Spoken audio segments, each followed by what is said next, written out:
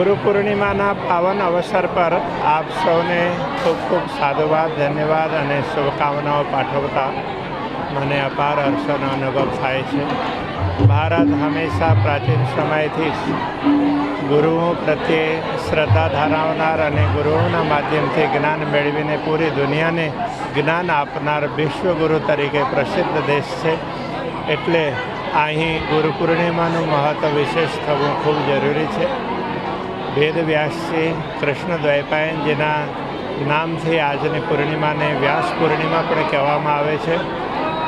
તો વ્યાસ પૂર્ણિમા એટલે વેદવ્યાસજી વેદોનું સંકલન કર્યું અને એના જ્ઞાનને પુરાણોના માધ્યમથી લોકો સુધી પહોંચાડવાનું કાર્ય વ્યાસજીએ કર્યું છે. શ્રી આનંદબા સેવા સંસ્થા 350 વર્ષ જૂની છે. બિન સાંપ્રદાયિક રીતે માનવ સેવા એ જ પ્રભુ સેવાનો સિદ્ધાંત પ્રમાણે ચાલી રહી છે. પ્રતિવર્ષ ગુરુ પૂર્ણિમાના દિવસે એટલે અષાઢ પૂર્ણિમાના દિવસે વ્યાસ પૂર્ણિમા તો છે, પણ અમારા ગુરુ મહારાજનો જન્મદિવસ પણ છે અને એમની સમાધિ સ્થાનનો દિવસ છે. 99 વર્ષ સુધી જીવી અને જીવિત સમાધિ લીધેલી તેમને એમની શિષ્ય પરંપરા માનવ સેવાના કામ થઈ રહ્યા છે. પ્રત્યેક માણસને પોતાના જીવનમાં એક માણસ એવો રાખવો જોઈએ જે માણસની પાસે પોતાના સુખ તો હળવા કરી શકાય, જેની પાસે બેસવાથી તમને મનની શાંતિનો અનુભવ થાય એવો માણસ એક રાખવો જોઈએ.